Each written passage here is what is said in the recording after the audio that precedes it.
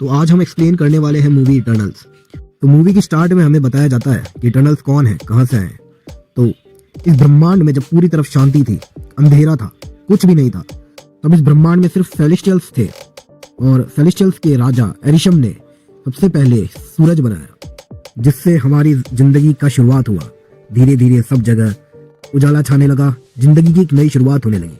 और फिर ह्यूमंस वजूद में आए और उन पर मुसीबत भी साथ में आ गई। डेविएंट्स नाम के बहुत बड़े क्रिएचर्स ह्यूमंस पे हमला कर दे, और क्योंकि ह्यूमंस इनसे लड़ने में सक्षम नहीं थे तो डेविएंट्स ने खा जाते।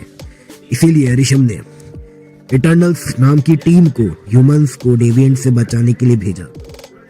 तो मूवी की स्टार्ट में इटर्नल्स इंसानों को डेविएंट से बचाते हुए पाए जाते हैं। और ये समय आज से 7000 साल पहले का है, जहाँ पर ना तो कोई भाषा निर्मित हुई थी, सब लोग मूक भाषा में बात करते हैं, इशारों में।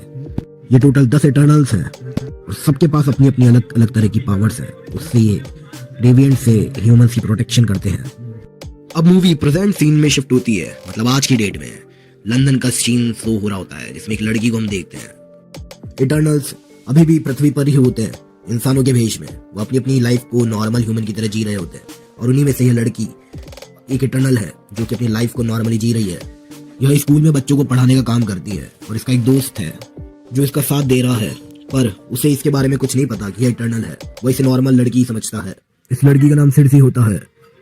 इसका दोस्त इसे जानना तो चाहता है, पर वह सोचता है कि ये कोई जादूगर नहीं जो समय समय पर जादू करती रहती है, बिल्कुल डॉक्टर स्ट्रेंज की तरह। अब यहाँ पे एक और इटर्नल को दिखाया जाता है। इस इटर्नल का नाम स्प्राइट है। यह सिरसी के साथ रहती है। और फिर एक दिन स्प्राइट, सिरसी और उसका दोस्त रास्ते में नहीं जा रहे होते हैं, और तभी वहाँ पे डेविएंट उन पर हमला कर देता है। इस बार ये नोटिस करते हैं कि डेविएंट इंसानों पे नहीं, इटर्नल्स पर हमला कर रहा है। लड़ाई के दौरान वो ये पाते हैं कि इस बार ये डेविएंट काफी ज्यादा पावरफुल है। और तभी उसके दोस्त को इनके बारे में पता चलता है। वो देखता है कि इनमें कुछ स्पेशल पावर्स है, जैसे कि सिरसी पत्थर को पानी में बना देती है। अब डेविएंट इन दोनों पे भारी पड़ता है। तभी इधर एंट्री होती है अपने एक और इटर्नल भाई की, जिसका नाम है इकारिस। यह डेविएंट पे आंख से रोशनी फेंकता है। इसके हाव भाव बिल्कुल सुपरमैन की तरह है, वही हवा में उड़ना और आंख से वार करना। तो ये डेविएंट को भगा तो देता है, बट उसे मार नहीं पाता। ये डेविएंट को जख्मी भी करता है, पर देखता है कि डेविएंट अपने आप को खुद ही हील कर दे रहा है।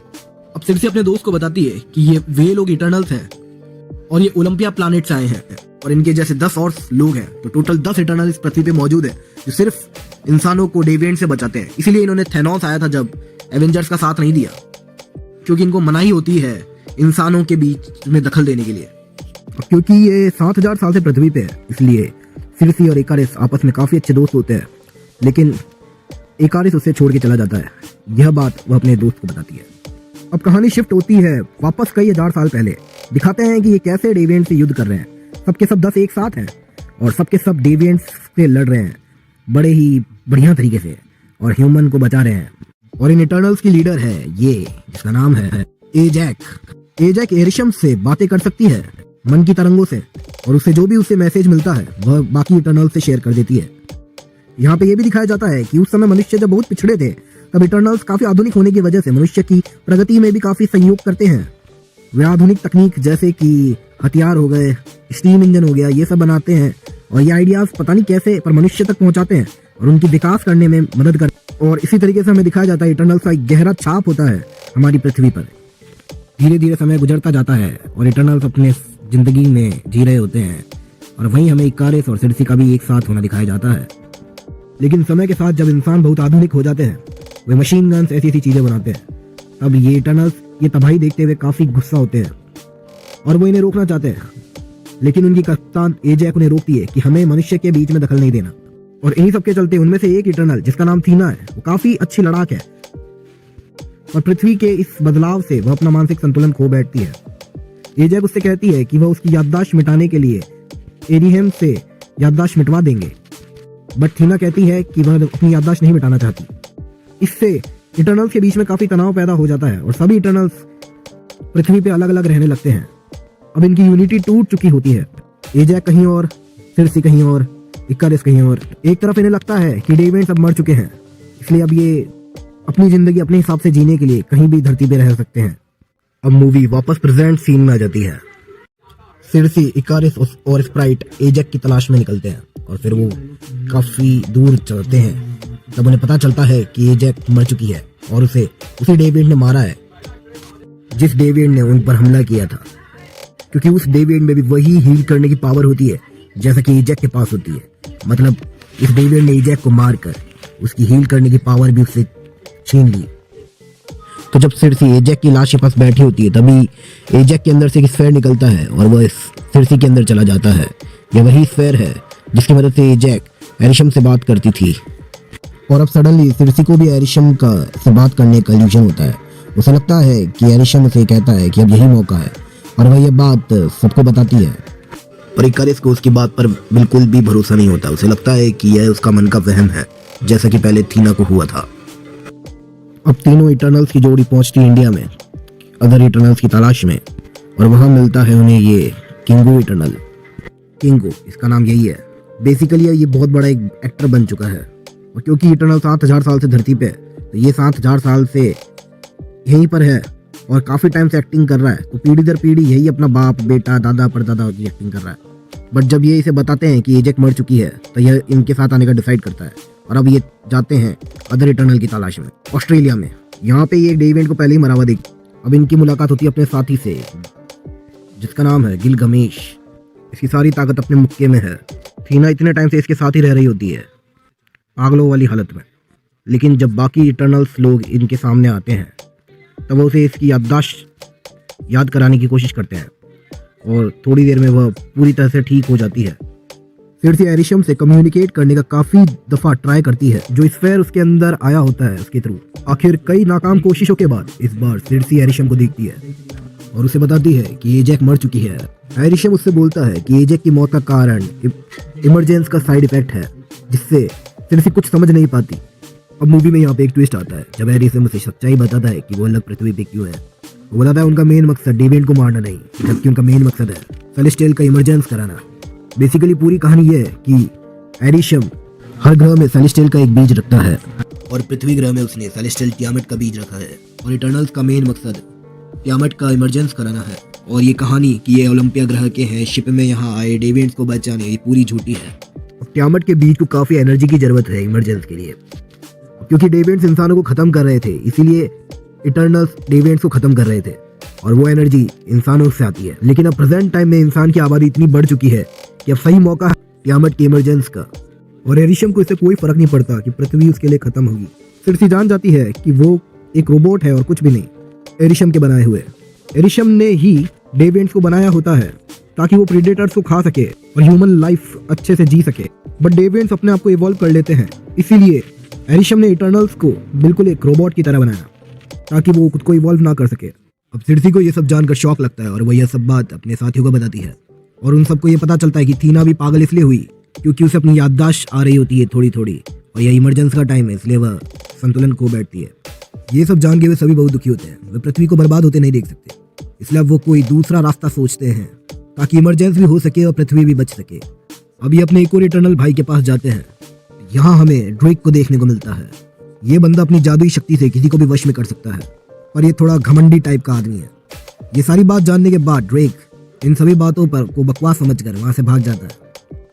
अब डेविड्स क्योंकि बहुत ज्यादा पावरफुल हो चुके हैं तो इन पर हमला करना अब इटर्नल्स के लिए भी कोई हलवे का काम नहीं है और क्योंकि उनमें से डेविड ने पहले ही एजैक को मार के उसकी शक्तियां छीन ली तो उस डेविड के अंदर उसकी शक्तियों के साथ साथ सोचने समझने की शक्ति भी आ गई है और अब इन पे डेविड्स ने एक झुंड बनाकर हमला किया है जिन्हें लीड कर रहा है वो डेविड जिसने एजैक को मारा है।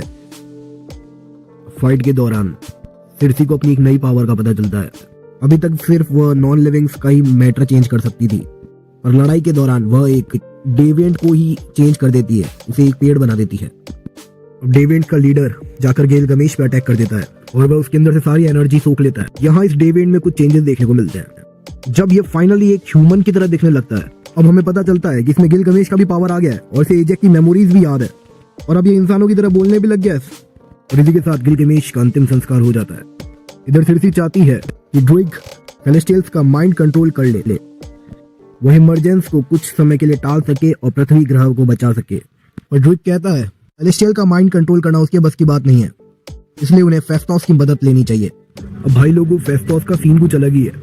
हिरोशिमा में हुए हमले का गुनहगार फेस्टोस अपने आप को मानता है। उसे लगता है कि वो अपनी टेक्नोलॉजी अगर इंसानों को नहीं देता तो वो ऐसे वेपन्स ही ना बना सकते और इतना बड़ा वॉर ही नहीं हुआ होता, क्योंकि ये एक ऐसा इटर्नल है जो टेक्नोलॉजी में काफी एडवांस्ड है, पर हिरोशिमा के बाद वह अपना पावर्स को यूज करना बंद कर देता है। बिल्कुल नॉर्मल लाइफ जीता है, एक फैमिली होती है उसकी, उसका बेटा होता है, पत्नी होती है, बट कौन पता नहीं।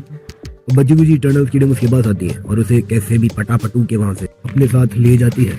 वे उसे सब सच बता देते हैं कि यह दुनिया तबाह होने वाली है, ताकि सेलेस्टियल का जन्म हो सके और हमें उसे रोकना है। और पूरी इटर्नल्स की टीम पहुंचती है एक ऐसे रेगिस्तान में जहाँ पे है उनकी शिप डोम, और इस शिप के अंदर एक और इटर्नल वही होती है जिसका नाम है मक्कारी। भाई इसकी पावर यह है कि ये बहुत तेज भागती है, जैसे कि एकदम बिल्कुल फ्लैश लाइट, लेजर लाइट की तरह बहुत तेजी स्पीड में भागती है। अब यहाँ पे फेस्टोस एक ऐसा डिवाइस बनाता है जिसका नाम है यूनिमाइंड। इस डिवाइस का कुछ ऐसा सीन है कि इसकी मदद से ये लोग अपनी पावर्स शेयर कर सकते हैं, और इमरजेंस के दौरान तियामत का पावर भी ये अपने साथ शेयर कर सकते हैं। भाई लोगों, वापस मूवी में यहाँ पे एक ट्विस्ट है, वो भी बड़ी ट्विस्टी है। ये जो बंदा इकारिस है, इसने धोखा दिया है। अब आपको बता दें इसने क्या कांड किया है। कुछ दिन पहले यह एजैक से मिला था, और इमरजेंस की बात उसके लिए कोई नई बात नहीं थी। एजैक ने इसे 7000 साल पहले ही इमरजेंस की सच्चाई के बारे में सब बता दिया था, और अब इतने टाइम पृथ्वी पे बिताकर एजैक भी पृथ्वी को खत्म होते नहीं देख सकती थी। वह भी इमरजेंस को रोकना चाहती है, लेकिन इकारिस एरिशम को धोखा नहीं दे सकता, इसलिए वह एजैक को अलास्का के जंगलों में लेके जाता है और बताता है कि कुछ डेविएंट्स ग्लेशियर्स में दब गए थे, बट ग्लेशियर्स पिघलने की वजह से वो डेविएंट्स वापस जिंदा हो गए हैं, और एजैक को उन्हीं डेविएंट्स के बीच में धक्का दे देता है, और डेविएंट्स का लीडर एजैक को खत्म कर देता है, और फिर इकारिस एजैक की लाश को कहीं और शिफ्ट कर देता है। हालांकि अपनी इन हरकतों की वजह से इकारिस को भी काफी दुख पहुंचता है, पर अब पूरी इटर्नल्स की टीम क्योंकि इमरजेंस को रोकना चाहती है, तो इकारिस अब उन सबके खिलाफ हो जाता है, और स्प्राइट भी इकारिस के साथ हो जाती है। और क्योंकि इकारिस सबसे ज्यादा पावरफुल है, इसलिए इकारिस को रोकना काफी मुश्किल है। अब यहाँ फेस्टोस यूनिमाइंड डिवाइस को बनाता है, जहाँ इमरजेंस एक वोल्केनो इरप्शन के साइट पे होना था, तो सब इटर्नल्स वहाँ इमरजेंस को रोकने के लिए पहुंचते हैं, और इकारिस उनको रोकने के लिए पहुंचता है। जहाँ ड्रेग इमरजेंस को रोकने के लिए सेलेस्टियल का माइंड कंट्रोल करने की कोशिश करता है, लेकिन इकारिस उस पर हमला कर देता है। इमरजेंस को रोकने का एक ही तरीका है कि सिरसी सेलेस्टियल तियामत जो कि नॉन लिविंग में कन्वर्ट कर दे, और काफी फाइट के बाद फाइनली सिरसी तियामत को, जो इमरजेंस हो ही रहा होता है, बाहर आ ही रहा होता है, उसी समय उसको अपनी सारी पावर्स लगा करके नॉन लिविंग में कन्वर्ट कर देती है, और इमरजेंस वहीं रुक जाता है और पृथ्वी तबाह होने से बच जाती है।